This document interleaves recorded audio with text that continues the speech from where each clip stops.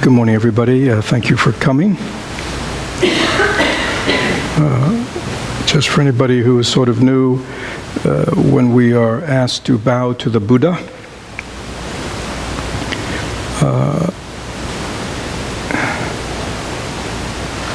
and we bow in this direction to this quite beautiful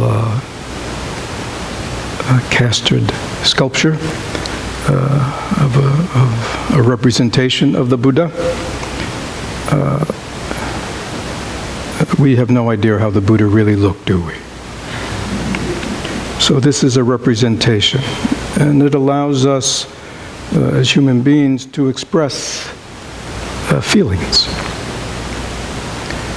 One of the things that we have a feeling for is that the reason we are here today, able to practice meditation, practice mindfulness, hear the teachings of the Dharma that help to bring liberation and open-heartedness to our lives, is because this is a tradition that began with a historical person called the Buddha, and is only here today because it has been preserved, because it has been taught, because it has been lived by many generations for thousands of years, over 2,600 years. So and a bow is just respect, an acknowledgement that we are here because of others. I usually think we're here just because of ourselves. Wherever we are, we think it's all because of us, me, that I've been able to do what I've done in my life. But that is a very narrow view. We are only here today because of many others. Many others. And so, but because we are here in this sacred Dharma place, we acknowledge this living tradition going back to the Buddha, the historical Buddha. But we are also reminded in that bow to remember that that historical person and all the historical people who have awakened to their true nature, who have liberated themselves from their sufferings through the practice of the Buddha Dharma, that they could only do that because everyone already has this innate true nature, Buddha nature, undefiled nature, awakened nature. It is not something that has to be manufactured. It is not that has to be, we have to create. It is simply something we have to uncover. It is our heritage. And so, since Buddha only means an awakened one, when we bow to the Buddha, hopefully we are remembering, no matter where we've wandered to in our capacity to create drama and melodrama in our life, we stop and we remember how fortunate we are to be the heirs to this great tradition that has the power to liberate us. And secondly, remember that it is only because we have this Buddha nature that we can awaken to, that awakening is always available to us. So all that is in that very quick bow. This morning I wanted to kind of talk about a little bit something for those who've been coming a while. These last 3 or 4 months, you know, we have been involved in this practice period, this intensive practice period of looking more deeply into the fundamental teachings of Buddhism, not just as intellectual, conceptual, philosophical, psychological teachings, but as something that are very intrinsic to all human experience. And you know, over these last 3 or 4 months, you've heard many talks. Those of you who have been in the intensive have been involved in them consistently, and those of you who attend on Sundays have gotten these various talks. In summary, we began by looking deeply into these teachings. Again, they're not Buddhist teachings. They're called Buddhist teachings, but they're really life teachings. The Buddha did not study Buddhism. He didn't study philosophy. He just looked deeply into life. And so his teachings were always about life. They were never theological in the way we often understand it. So one of his first great discoveries was that which is called impermanence. Now many of us here, probably everybody here, would say, oh, I know that one. Right? Yeah, everything is impermanent, everything changes, nothing stays the same, blah, blah, blah. Right? But that's not what it's about. Because if we really understood in our bones the teachings on impermanence, we would not be moved by the changes in life. We would understand them. But because no matter what we say, deeper down, we do want things to be permanent. That's the truth.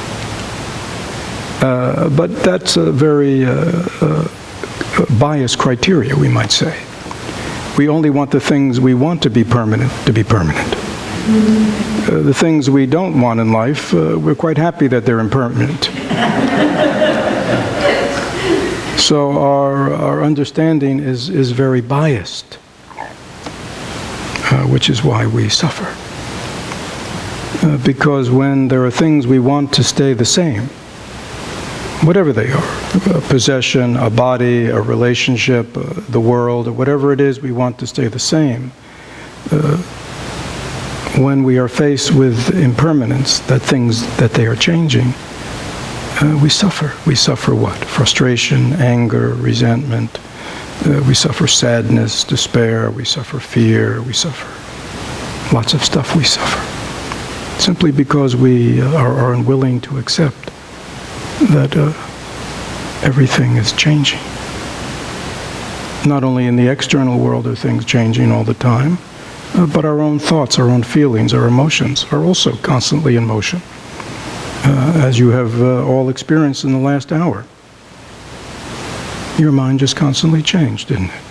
Thoughts just came and go, feelings came and go. You were comfortable, you were uncomfortable. You liked meditation, you hated meditation. You know, you thought this is great, you thought this is a waste of time and boring. You know, I mean, what does that tell you? Hopefully that tells you something quite profound. So, first contemplation is impermanence.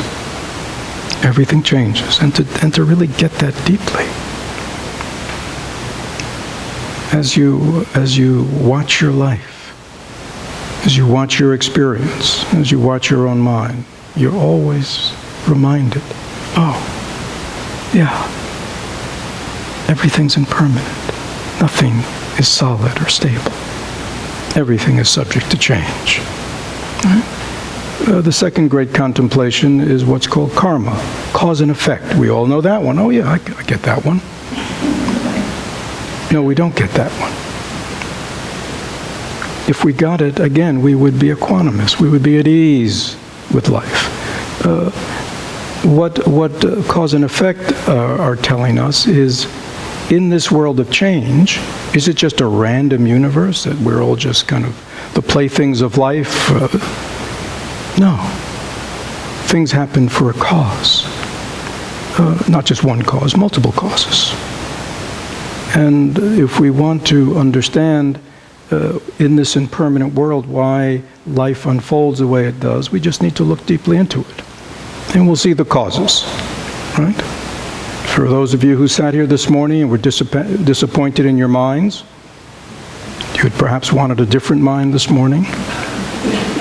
But if you look deeply into that, you would understand we all have the mind we had this morning because why? Because of causes and effects from the past. Right? All the causes from the past are now unfolding in our present moment. Right?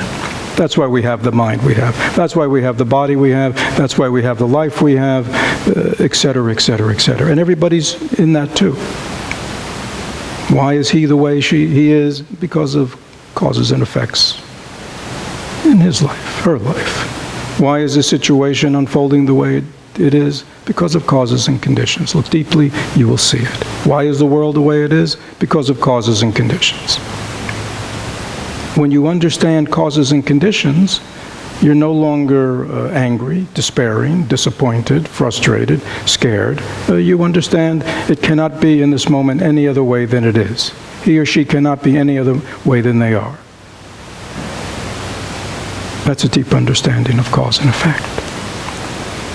It also means, because things are impermanent, because things are unfolding because of cause and effect, it also means wonderfully what? In this moment, I have the capacity of doing things differently.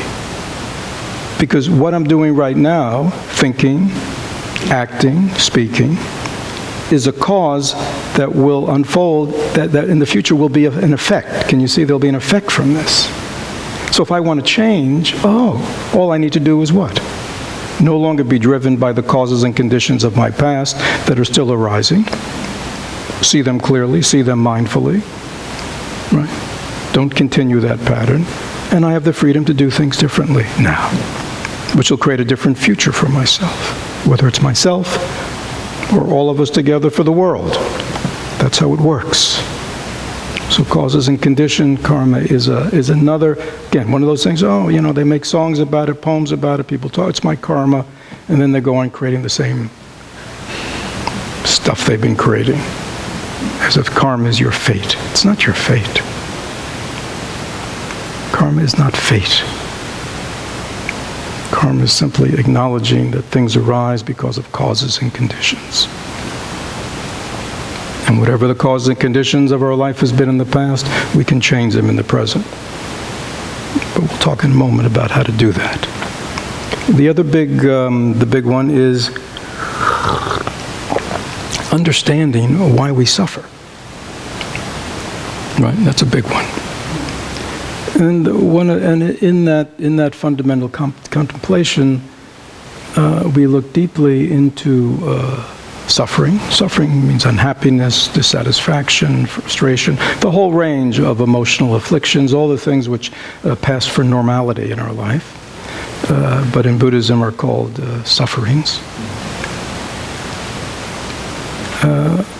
We understand that we suffer because the world of phenomena, which means all the things we see and all the things we smell and all the things we taste and feel, and even our thoughts,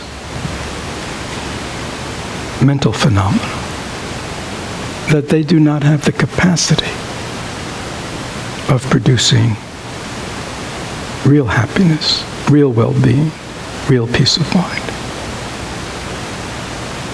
And so therefore, no matter how many things we accumulate, no matter how many objectives we pursue, no matter how many goals we obtain, why is it that we are never happy, really? Other than when we get it, right? And whether we are happy when we get it because these things really give us happiness, or because we're happy because the desire and the pursuit is no longer driving us. Oh, some relief. Oh, I'm happy for a moment. I don't have to, I got what I pursued. I got what I thought I needed. And whether that is just reaching into the fridge because you think you need something, or buying something, or, having some experience you think you got to have, or to the bigger things.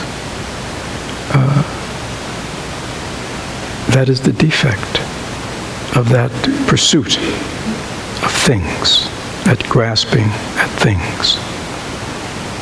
It's called, what is the defects of this world? The defect of this world is it, by in and of itself, cannot give us happiness, other than just short-term, momentary. And of course, the problem with wanting that kind of happiness in life, which is what all of us think we want, the problem with that, of course, is what?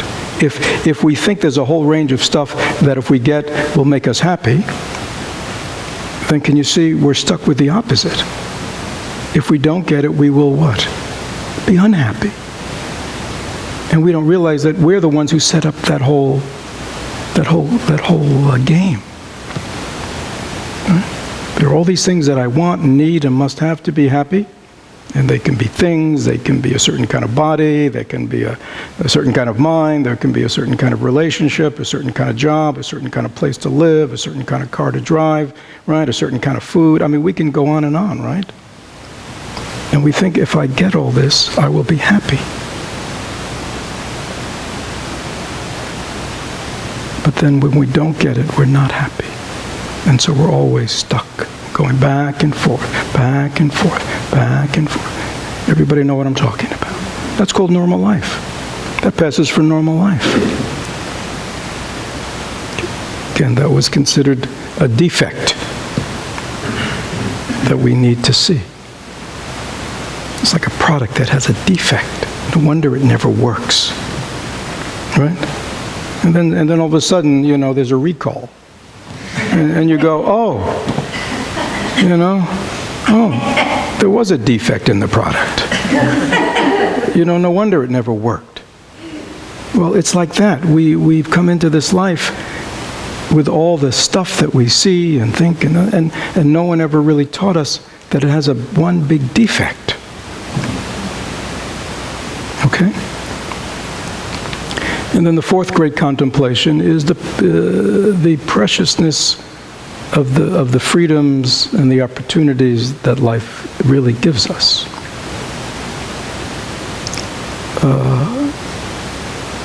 If we have been fortunate enough to not only have a human body, but to have a good mind that has the capability of understanding,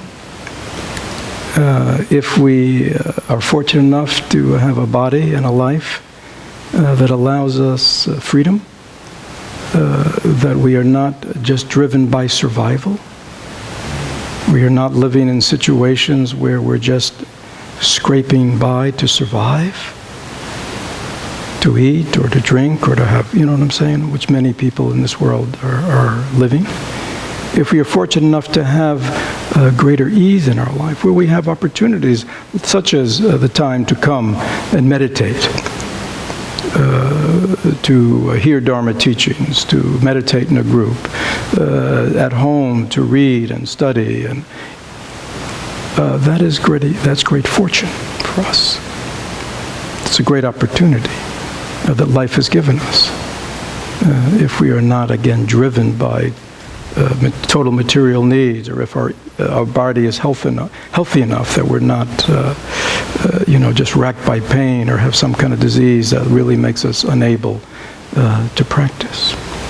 So when we think about this, and if, again, the meditation goes on, if the teachings of liberation and freedom, and really, which means how to live happily, what life's really about, how to live a life of meaning and purpose, and joy and compassion, if that's being taught still, if there are teachers who are living, who show us the way, you see, all these kinds of things, if they've all come together and someone says, here you have a precious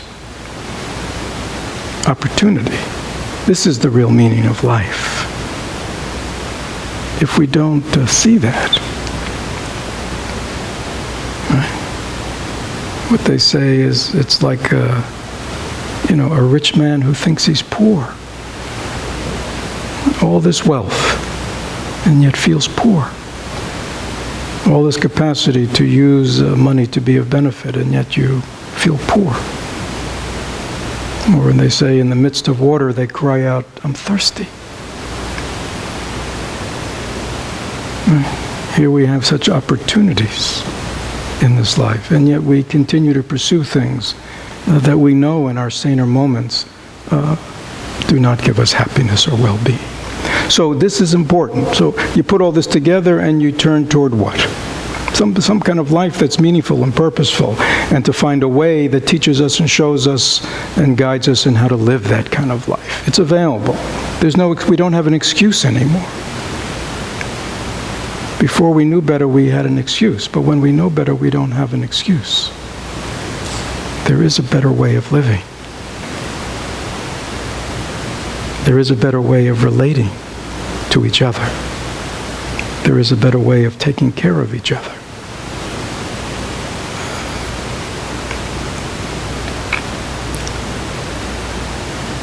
Now, after that, we then spent, as you know, those who've been coming, we spent some time looking at what's called the 5 hindrances.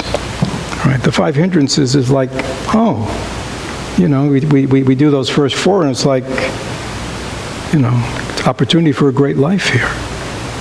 What gets in the way? What hinders us? What holds us back?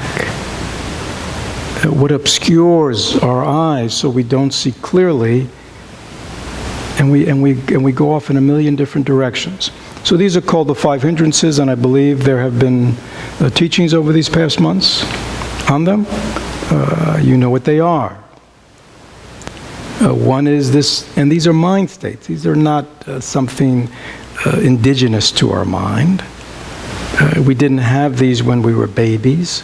We didn't have these when we were 6 months or a year or 2. These are things that developed over time, and they covered our minds. So we couldn't see clearly. Because we couldn't see clearly, we lost our way. When we lost our way, we wander into all kinds of scenes in life, all kinds of adventures, all kinds of journey, that in our better mind we might say, how did I get here? Why am I doing this again? Why is this happening again? Right? Well, why don't we see clearly? Well, it's these obscurations, these hindrances. And quite simply, they're either like we're totally consumed with getting, wanting, desiring, grasping, needing, like that's dominating our mind.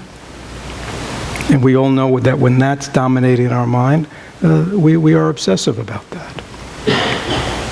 We don't see anything else.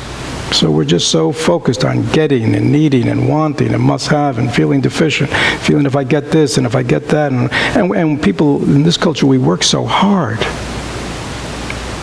We devote so much of our energy to all these activities, which at the end of the day do not produce happiness, well-being, meaning, right? And yet, because we are obscured, we don't see that. We just continue on. Okay? So if we're not doing that one, we're over the other side of that is what's called aversive or ill will. If we're not wanting, needing, really desiring, must have, we're what? We're disliking. We're resenting. We have ill will for people, for situations, for all kinds of things in life. So we're on the angry side. We're on the ill will side. Right? And our mind is just covered with don't like this one and don't like that one and don't like this situation and don't like this job and don't like this boss and don't like this body and don't, ill will. People even have ill will for themselves, for their own life, for their own bodies, for their own minds. They have ill will. They have anger. They have resentment. Right? And again, when we're consumed with ill will and this kinds of negativity, again, we can't see clearly. Right? So there's those two. The other 3 are, one of them is kind of which might be called laziness, sloth, torpor. It's often called. It means it's an emotional state that's on the negative side. It's like depression. It's like boredom. It's like a heaviness of body and mind. It's like laziness. It's like there's no energy. There's no interest. There's no enthusiasm for life. Right? Where we kind of go on that one. And again, when we're in that, the clarity of life and the purpose of life is obscured. Oh, I'm too tired. Right? I'm too tired. I don't have the energy. I'm too this or I'm too that. It's a kind of, if this is even, this is below that. And in the tradition it's called sloth and torpor. Sloth means a kind of energyless in the mind. A torpor means a heavy, in the body, and torpor means it's in the mind. And again, these are all obscurations. They can all be dealt with. The other side of this is that excitable mind. The mind that's always going, the mind that's always racing, the mind that's always stimulated, the mind that can never settle down, the mind that's always distracted, going here and there. So that's the other side. Okay? And the 5th one is doubt. Actually, when I was in Naples last week, I gave a talk on doubt. It's worthy of its own talk. But doubt is just these fundamental things that we just doubt ourselves. Oh, I can't do this. I'm unworthy. I'm less than. We doubt, let's say, you might be listening to a Dharma talk like today, hearing things about having your own true nature, your own capacity to awaken, your own, that there is such a thing as a meaningful, happy life, consistently that one can experience. And then there might be somebody inside going, that's not true. Or if it is true, I could never achieve that. You know what I mean? That's the mind of doubt. It's really a slayer of change and transformation. People just always doubting. Should I do this? Should I do that? You know that one? Days go by. Years go by. And we're going, did I? And even after we've made we go, I wonder if I made the wrong decision. I might have just, right? Back and forth. Worry, doubt. And again, when you're in that mind state, again, there's no clarity, there's no enthusiasm, it just pulls it. Okay? So those are the 5 hindrances. Are we clear? They hinder, they hinder us. They hinder us. Remember when we did those first 4 contemplations, when we really got it about impermanence and cause and effect and the defects and the whole deal and the preciousness of life. Not when we do that, we're ready to go. Oh yeah, I'm ready for a meaningful life. And then the hindrances come up. Right? And they don't just come up big like in meditation, they come up also just in our daily life. And we wonder why we can never get going. Where our quote-unquote spiritual life is like our ordinary life. It's just up and down and back and forth. Sometimes it works, sometimes it doesn't. Right? And we wonder, why is my spiritual life like that? This is supposed to be different. Well, it actually could be different. But for it to be different, we have to be different. Right? We have to generate a different kind of enthusiasm, a different kind of purpose, a different kind of intention in our life. Or else it'll just keep on keeping on the way it always has. Are there any questions about this before I go into the factors of awakening? I mean, if you have any questions, if anything that doesn't sound right, or you disagree with, or you don't understand. Again, I'm kind of going quickly because I know there have been talks on all this now for weeks.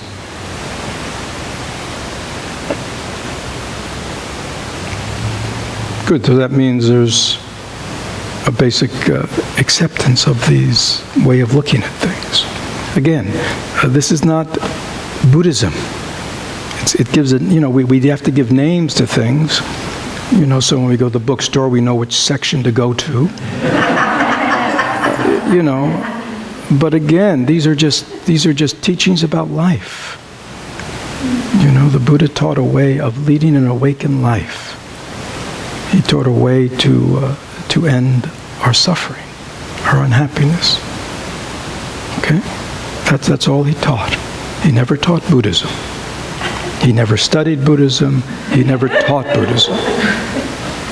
This is just what it became called, the name given to it.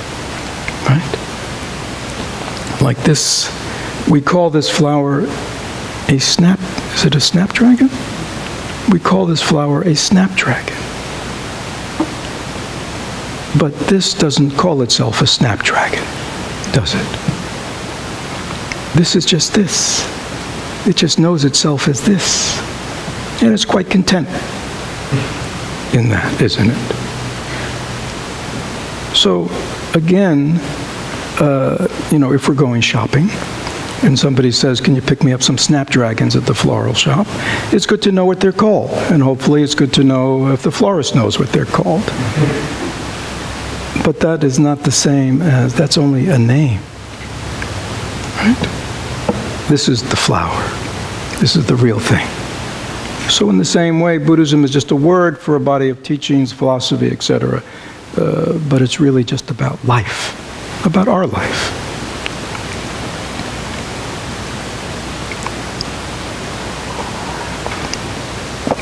So, beside the Buddha pointing out what I've just been talking about, and in much more complexity than I have, he also postulated these 7 factors, these aspects of an awakened mind. Right? Okay? And again, when we talk about an awakened mind, that is in contradistinction to a what? A mind that is asleep. Right? When we are awake, we have the capacity to see what is here as it really is. Right? We've awakened from our thoughts about life.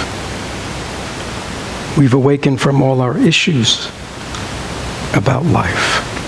We've awakened from all our emotional drama about life. We've awakened from all our conditioning, our stuff we bring from our past that we bring into life.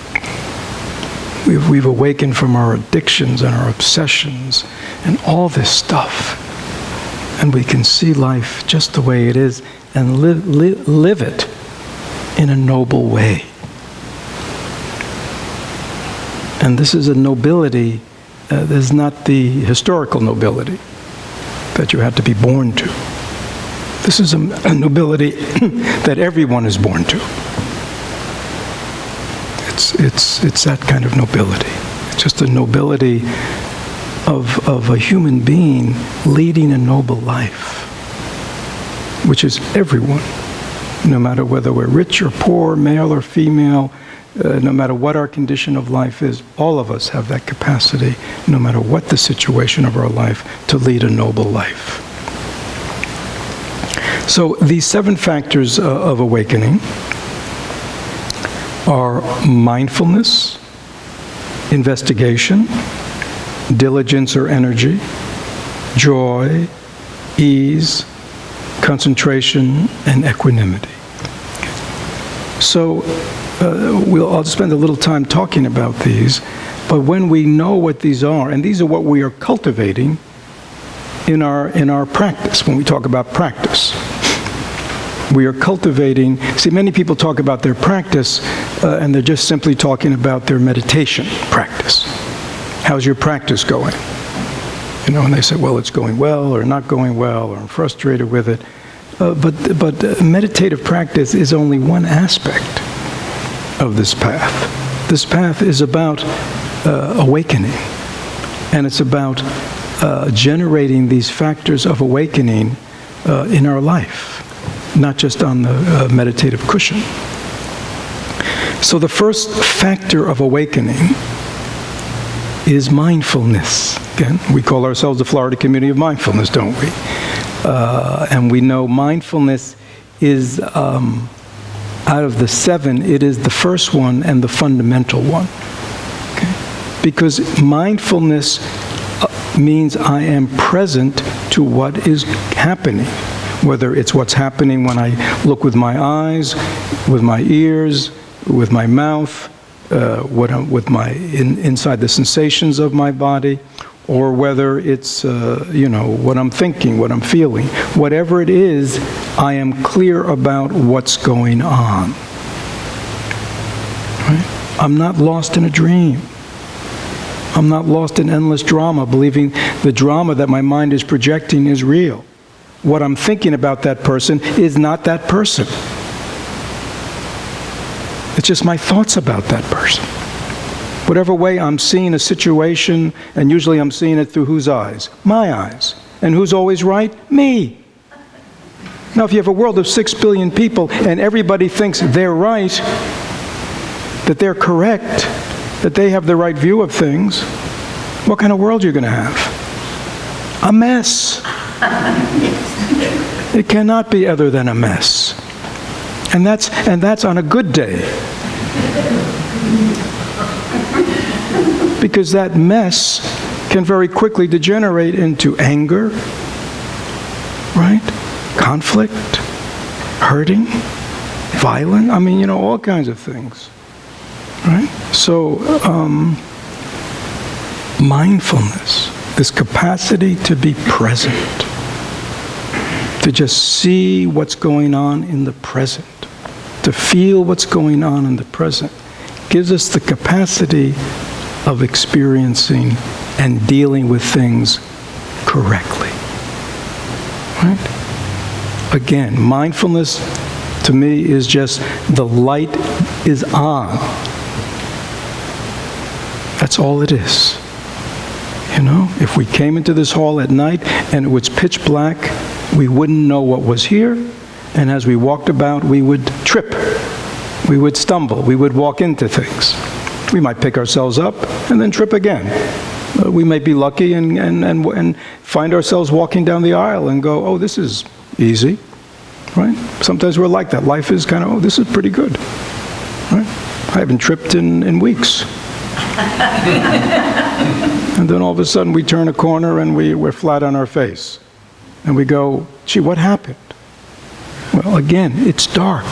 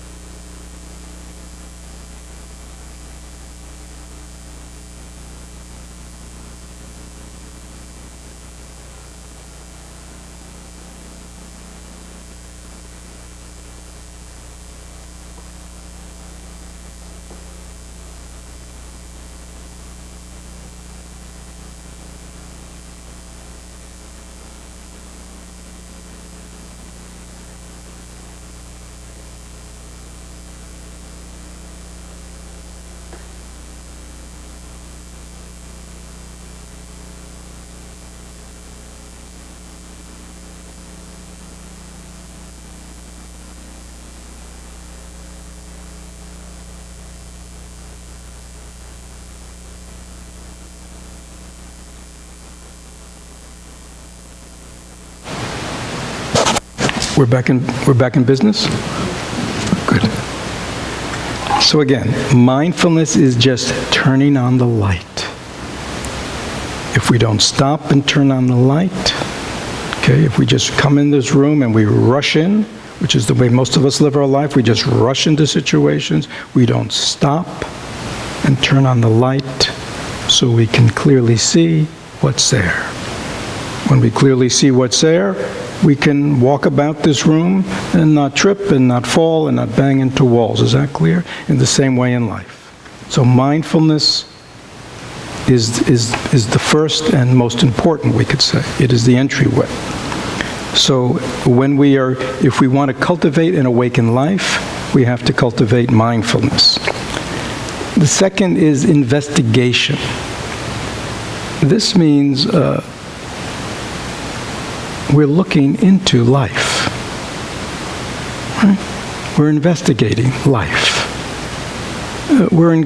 Phenomena means everything in Buddhism. The word is dharmas. It means we're investigating everything. Right? Cause and effect. Why are things? Why did this happen?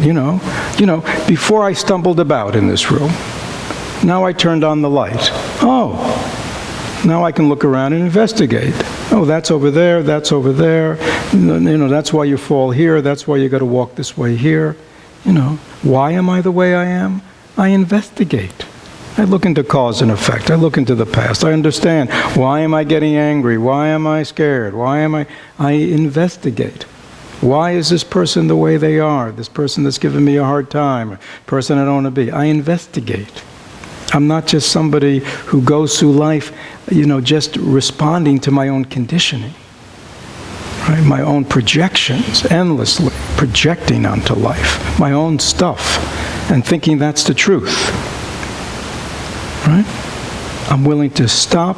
Again, mindfulness is stopping, turning on the light. Now I investigate phenomena.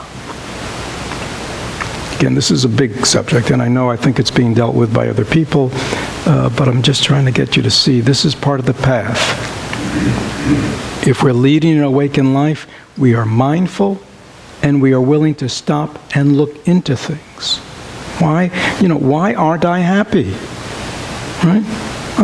I was asking somebody that the other day, who was telling me about some drama they were in life and their relationships. I said, do you ever want to be happy? You ever thought about being happy in life?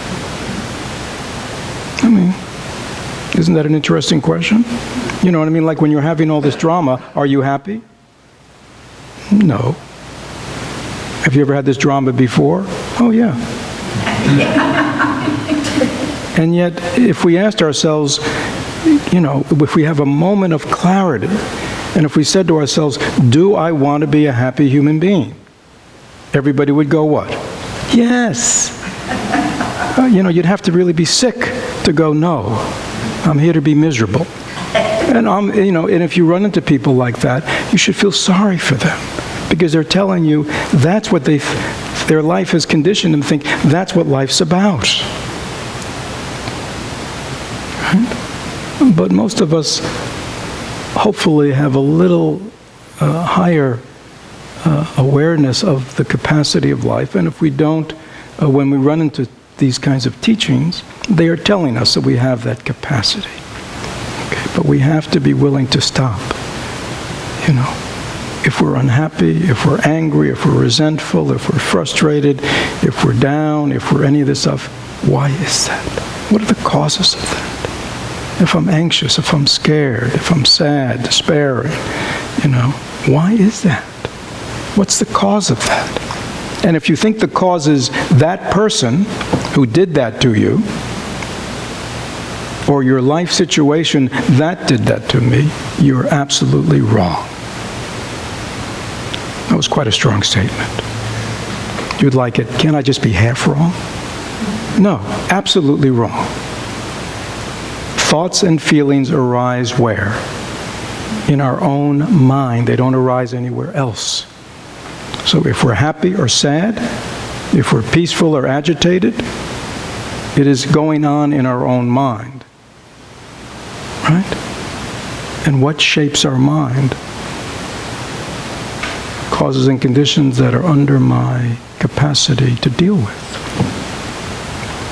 If I am mindful of them, if I investigate them, they do not have the power to harm me. But if I am not mindful and if I don't investigate, I will be harmed by life.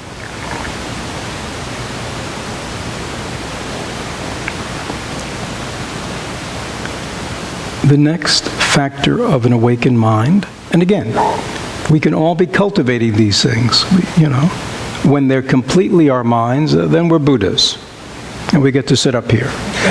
But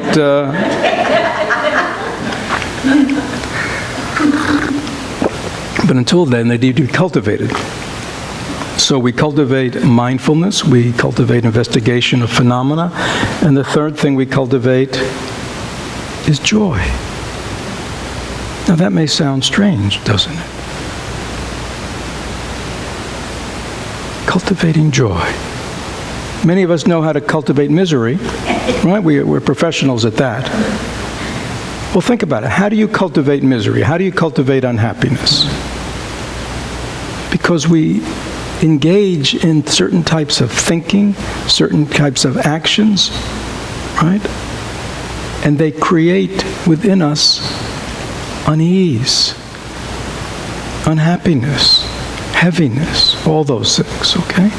Well, if we engage in a different set of activities, a different set of mind states, right, we will feel differently. Is that clear?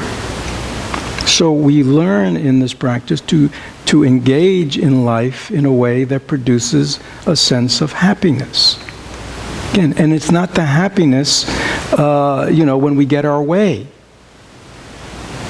right? That's the kind of happiness most of us like.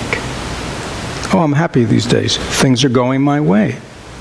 Well, when somebody's happy that way, you know that it's a fragile happiness. Why? Because things change. Because we can't control life and everybody. Right? And so, it's going to go the other way. And then we're going to be unhappy. But there's a deeper kind of happiness that comes from the cultivation of mindfulness, that comes from the cultivation of the investigation of phenomena, that comes from altruistic living, positive living, generating compassion, loving kindness, equanimity, patience. There's a whole other range of mind states. Acceptance, forgiveness, understanding, all these things we know. When we are generating these types of mind states, we will feel what? Joy. Happy to be alive, right? If I get up today and I go, oh shit. Not another day, I gotta deal with this one, and I gotta deal with that one, right? And we wonder why we're not happy. Right? I mean, can you see there's a cause and effect relationship there? But if I wake up in the morning and I go, how wonderful, I'm still alive. Another day. No matter however the yesterday was or my whole life has been, today I can do it differently. Right? Right? We said in the chant, what does it say? Today is a new day. Remember that? We begin our meditation. Today is a new day. I vow to go through it in mindfulness. I vow to generate understanding. Today's a great day. I can change. I can generate understanding. I can be compassionate. I can be helpful to human beings. Right? I can be helpful to myself. Right? What a wonderful opportunity I have today. That makes me happy. Right? We all have that capacity. Right? Even if everything else is going bad, there's still a blue sky. A lot of it, especially in Florida, we're quite lucky. There's a blue sky. It's sunny. There are flowers and trees. Even if human beings are all messed up today. There are beautiful things, and we can touch those things. There are good things in life, good opportunities that we all have. So we need to generate that kind of mind that's appreciative, that's grateful. Thich Nhat Hanh says, if we are not grateful, we suffer. Very black and white statement. If we're not in a state of gratitude, we suffer. So we cultivate joy. The next one is wonderful. It's ease. Think about that. That's one of the factors of an awakened mind. It's at ease. The opposite of ease is what? Stressed, uptight. Anybody know that one? Agitated. Stressed out. That's the mind state of our age, right? And when we get together with other people, we have contests about who's more stressed out. So we get together with our friends and they tell us, colleagues, they tell us how stressed out they are by work and family and all that. And then we tell them about how stressed out we are. And we think that's a good conversation.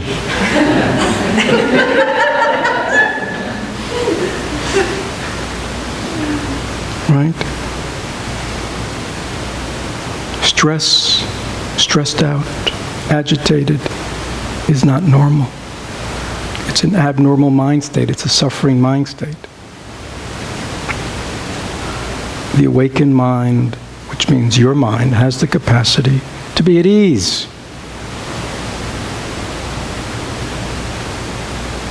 Relaxed.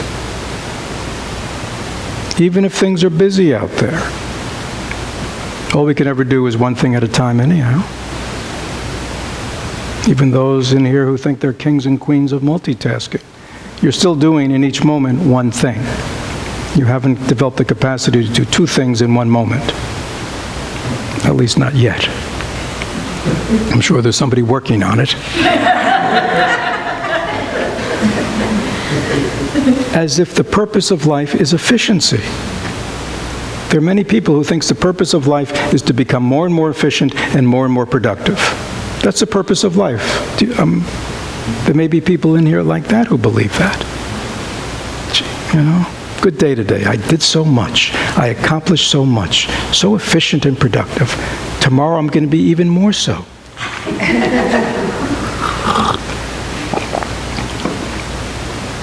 Again, I am not saying that in certain ways to be a little more productive and efficient is not beneficial. But to take that as the purpose of life is crazy. The purpose of life is what? To be happy, to be loving and kind and have good, healthy relationships, to take care of our fellow human beings. Isn't that the purpose of life? I mean, isn't that what gives you happiness? You know, being more efficient and productive may make you more efficient and productive. It will not make you happy. Right?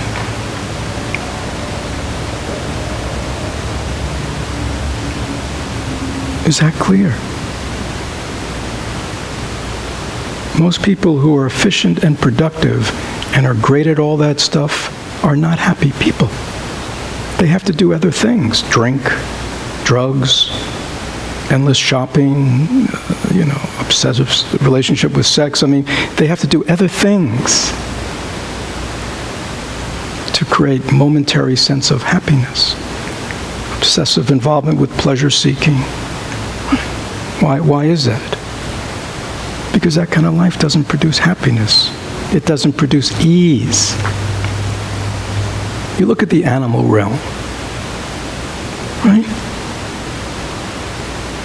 Most animals have a great capacity for ease. And even when they get very active, right? Running around food, or they're just very busy attacking each other or something. Eating each other.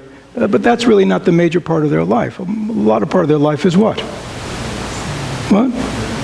Ease. They're just sitting there, those National Geographics with the lions, they're just, they're just sitting there, right? Looking around, scratching themselves. Right?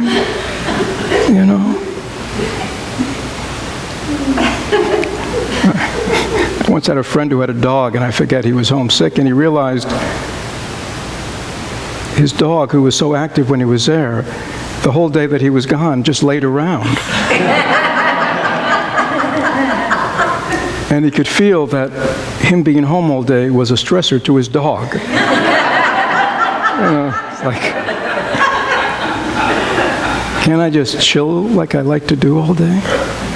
So that shows us there's something about the natural life where ease of body and mind is very, very human.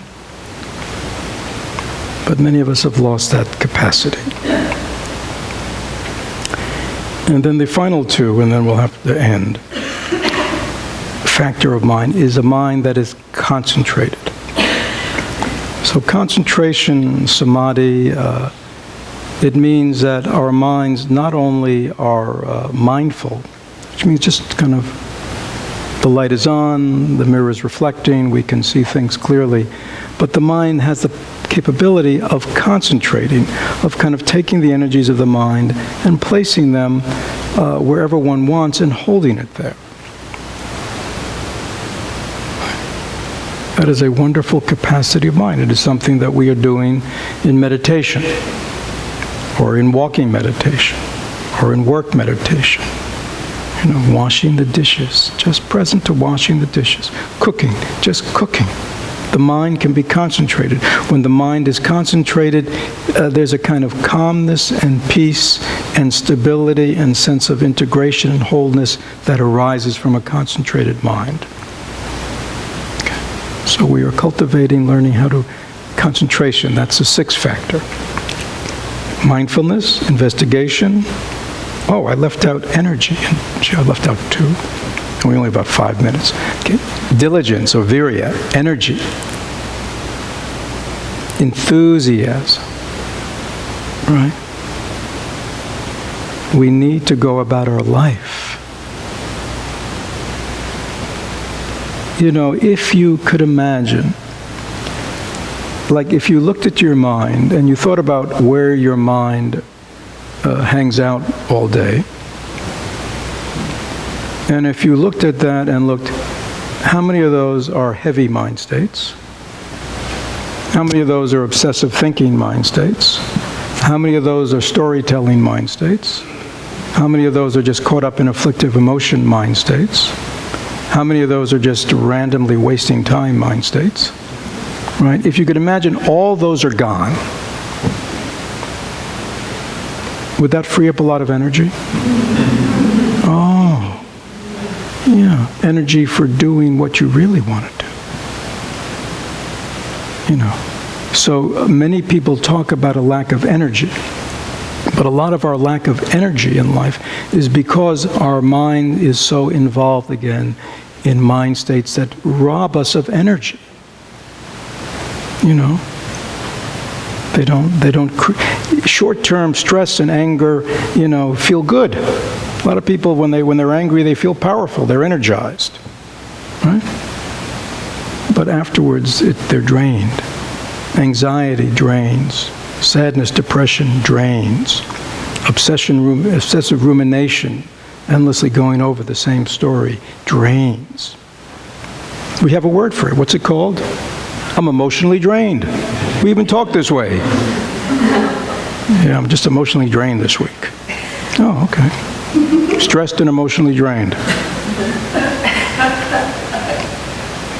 And we talk this way to each other. And nobody says, no, that's not healthy, that's sick. There's another way.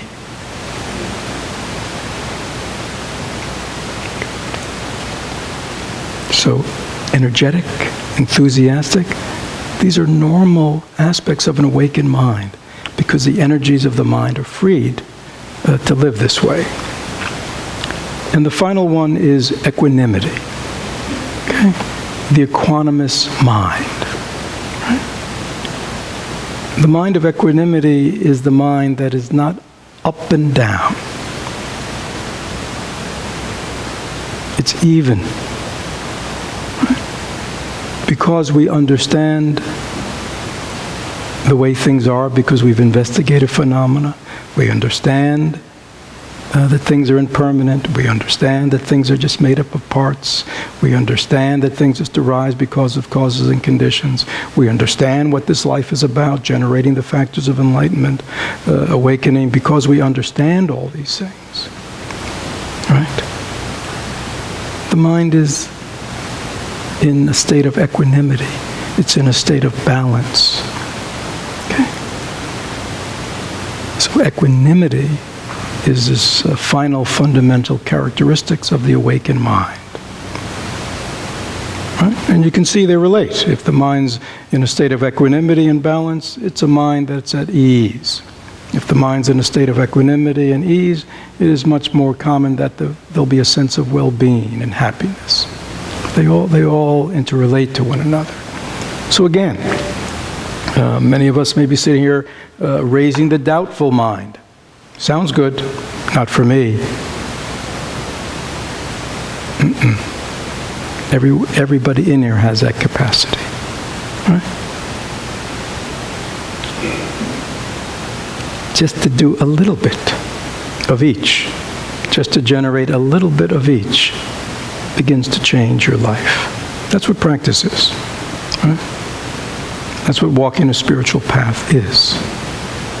We understand where we are. We have no illusions about where we are. We understand where we want to go. We have confidence in where we want to go, and we have confidence in our ability to do it. It's just a matter of what? Doing it. Every day, just doing it.